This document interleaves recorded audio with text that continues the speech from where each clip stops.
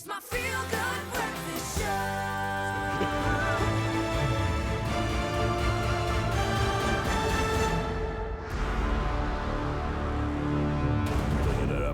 Welcome back to your Feel Good Breakfast Show, Expresso, right here on S3. We are trying to get JP to contain his excitement.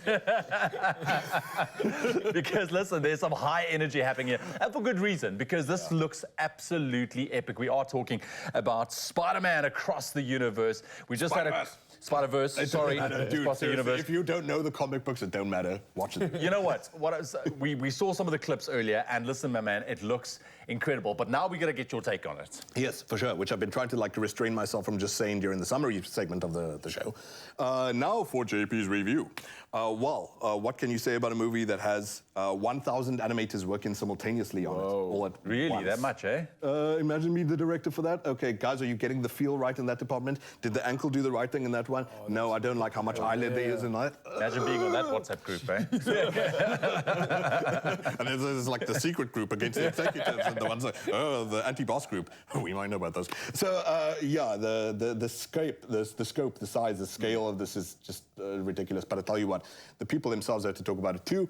And so we have Lord and Miller from the Lego movies, who are the producers as well as the writers of this one, talking about Spider-Man Across the Spider-Verse. Here's a look.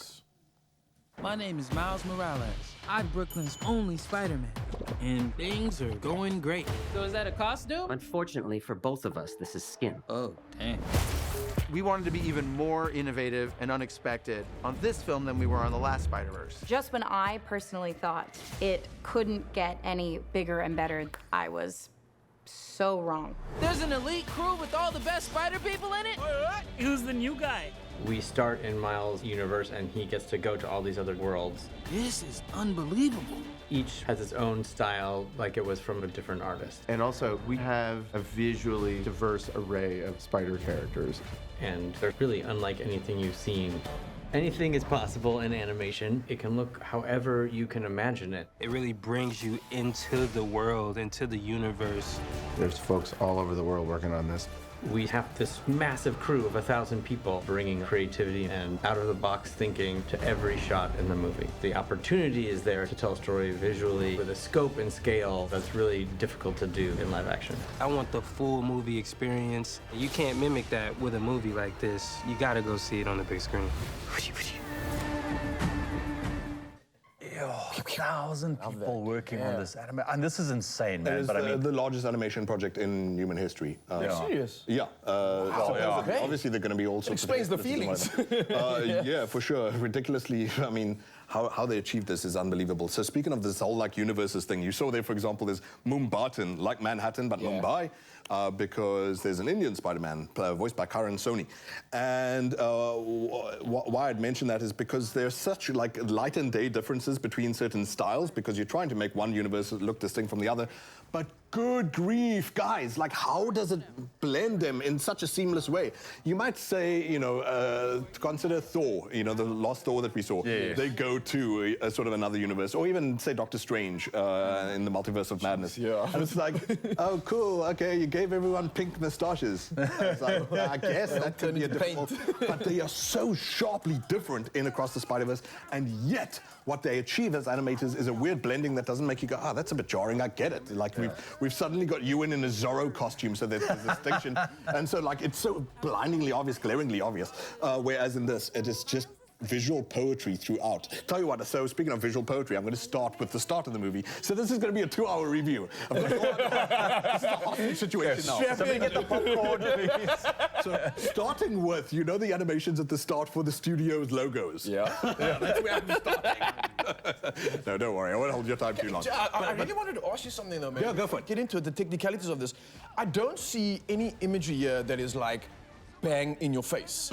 Everything with regards to the acting, with regards to the scenes, it's all subtle. It's not over the top. But yet, the impact of it is bigger than anything I've seen that's been thrown at like $100 million budget for an explosion. Like, you know what I mean? There are ways that, like, and this happens with some directors, like, say, Zack Snyder or whatever, is like, okay, we have to find the moment for the shot. Yes. And then it, like, sinks into the slow-mo and Batman and the Flash. Music and that, But like you said, it has to keep emotion, a fluidity throughout, and so it cannot become too precious about any particular shot. So the editing on this is insane, guys. That the concentration is kept not to go, okay, guys, let's spoon-feed them the eye candy. Here it is. It's got to constantly keep kinesis. Tell you what, I'm going to run back to those old studio logos because I was legit talking about it. It's like as early as, you know, people get so psyched when they see that Marvel logo and all the characters are like animated on the text and all that kind of stuff.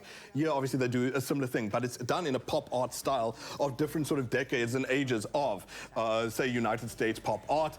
And already it starts there with a drum solo by Gwen Stacy, because, you know, she's a punk in her universe. She's a part of a band. And she's doing this poem, which fits so wonderfully with the previous segment that we were talking about, you know, depression and feeling well and wholesome and all this kind of stuff. She says, Miles has found his people. He's got, you know, people all around him now. And at the same time, he doesn't. And so it's like deals with this amazing tension throughout of him believing that he can do both. Whereas this supergroup that he's now joining is telling him, guys, there are rules to the multiverse. There's only so far that you can go with the Spider-Verse. You can't break the rules, otherwise you break the universe, but you'll find out for yourself if that is possible or not.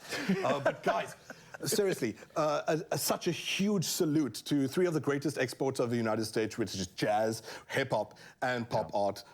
Andy Warhol would be proud of this movie. It is incredible. But tell you what, let's have another look at the spider people behind it all, including the voice of Oscar Isaac. Yes, Miguel O'Hara. I wish I could talk about this forever, but I'm being shouted at by voices, by people. But you're right. It's your time too, and your turn to look at Spider-Man Across the Spider-Verse.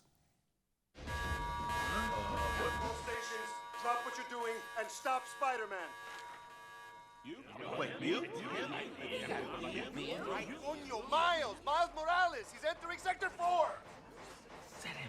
Do I, have web on my face? What's the deal? Miles! Wait, he's right there. He's right. Turn around! I don't see anything, boss.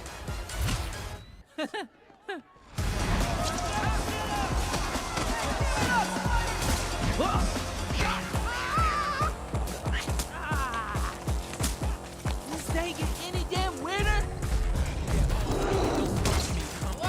I guess I can. And then I looked at my uncle and... let me guess. He died? I love it.